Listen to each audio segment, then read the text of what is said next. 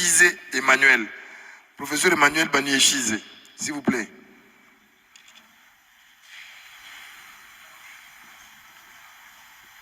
Entre-temps, la poétesse là se prépare. Dès que le professeur Banié Chize termine, vous intervenez avec votre poème pour nous détendre un tout petit peu là. Professeur.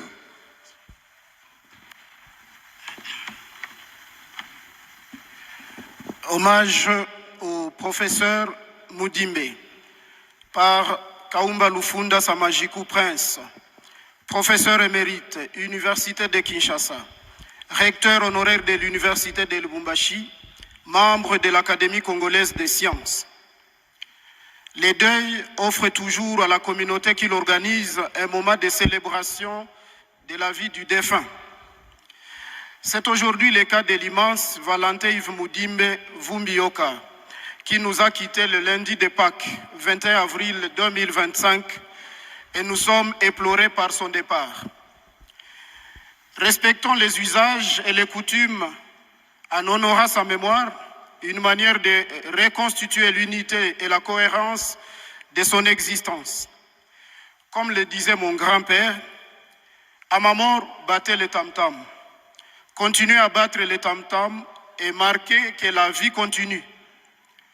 Mudimbe est une figure remarquable de l'entre-deux siècles. Il a couvert de ses empreintes les derniers quarts du XXe siècle et les premiers quarts du XXIe siècle. Plus de 50 ans de vie intellectuelle et scientifique dans une posture d'Africain et de penseur encyclopédiste.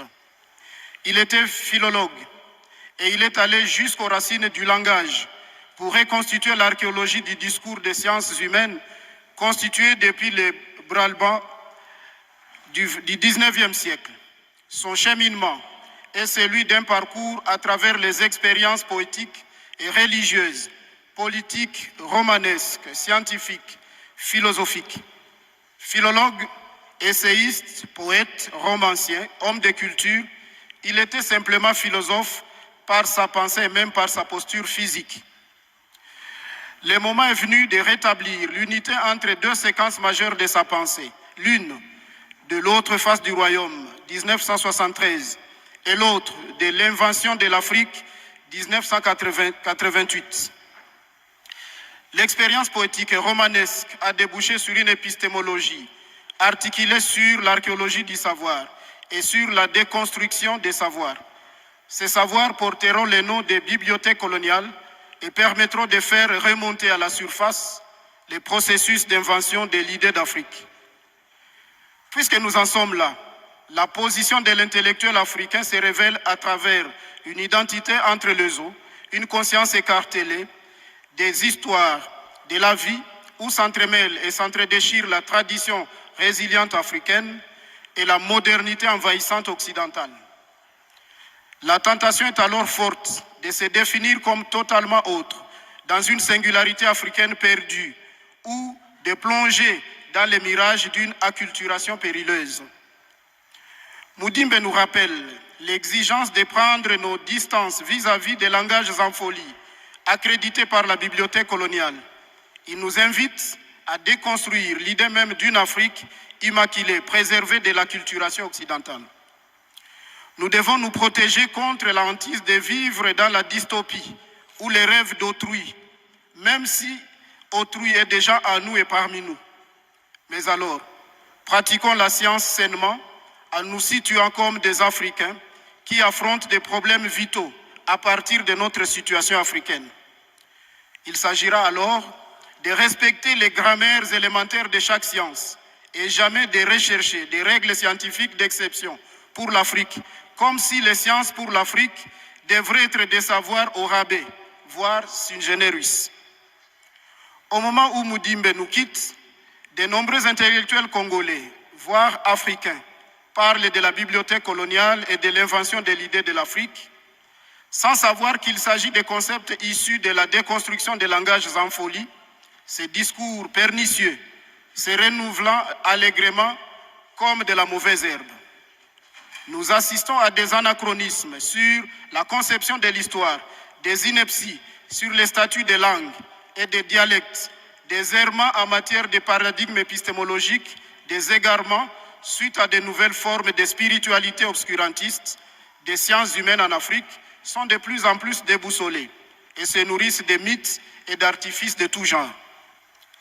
Le moment est venu de nous assurer comme des scientifiques, de nous assumer comme des scientifiques, des intellectuels et des universitaires de même rang et statut que nos collègues d'autres continents, en maîtrisant les règles des grammaires applicables dans chaque langage scientifique, les logiques qui permettent de déconstruire des discours, ainsi qu'en reconnaissant notre méticité irréversible. Nous devons purifier notre regard et nous comprendre.